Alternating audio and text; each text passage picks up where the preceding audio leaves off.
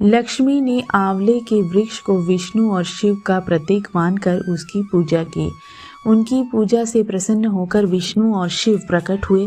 पौराणिक मान्यता के अनुसार कार्तिक शुक्ल पक्ष की नवमी यानी आंवला नवमी 10 नवंबर से लेकर कार्तिक पूर्णिमा तक भगवान विष्णु आंवले के वृक्ष पर निवास करते हैं। ऐसी मान्यता है कि इस दिन की गई पूजा अर्चना और दान का अक्षय फल मिलता है, इसलिए इसे अक्षय नवमी भी कहा जाता है। आंवला नवमी के दिन ही कृष्ण ने कंस के आमंत्रण पर वृंदावन छोड़कर मथुरा की ओर प्रस्थान किया था। पद्म और स्कंद पुराण में वर्णन है कि आंवले की उत्पत्ति ब्रह्मा जी के आंसुओं से हुई थी, जबकि एक अन्य कथा के अनुसार समुद्र मंथन के समय अमृत कलश से पृथ्वी पर अमृत की बूंदें गिरने से आंवले की उत्पत्ति हुई और शिव के विषपान करते हुए जो बूंदें पृथ्वी पर गिरी उससे भांग धतूरे की उत्पत्ति हुई। एक कथा है कि एक बार देवी लक्ष्मी पृथ्वी पर भ्रमण कर रही थी। उनकी इच्छा हुई कि कैसे भगवान विष्णु और शिव की एक साथ पूजा की जाए।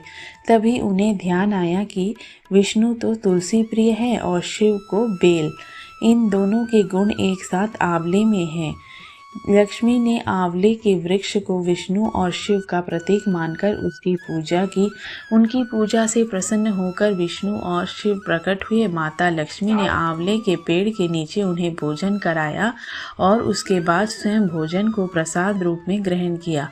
उस दिन से ही यह तिथि आंवला नवमी के नाम से प्रसिद्ध हुई। ऐसी मान्यता है कि इस दिन आंवले के पेड़ की पूजा, आंवले से स्नान, आंवले को खाने और आंवले का दान करने से अक्षय पुण्य मिलता है। एक अन्य कथा के अनुसार इसी दिन आदि शंकराचार्य को एक निर्धन स्त्री ने भिक्षा में सूखा आंवला दिया था। उस निर्धन स्त्री की गरीबी द्रवित होकर शंकराचार्य ने मां लक्ष्मी की मंत्रों द्वारा स्तुति की, जो कनक धारा स्रोत के रूप में जानी जाती है। उस निर्धन स्त्री के भाग्य में धन न होते हुए भी शंकराचार्य की विनती पर मां लक्ष्मी ने उसके घर स्वर्ण आंवलों की वर्षा करके उसकी दरिद्रता दूर की। इसी दिन भगवान विष्णु ने कुष्मांडा राक्षस का वध भी किया था।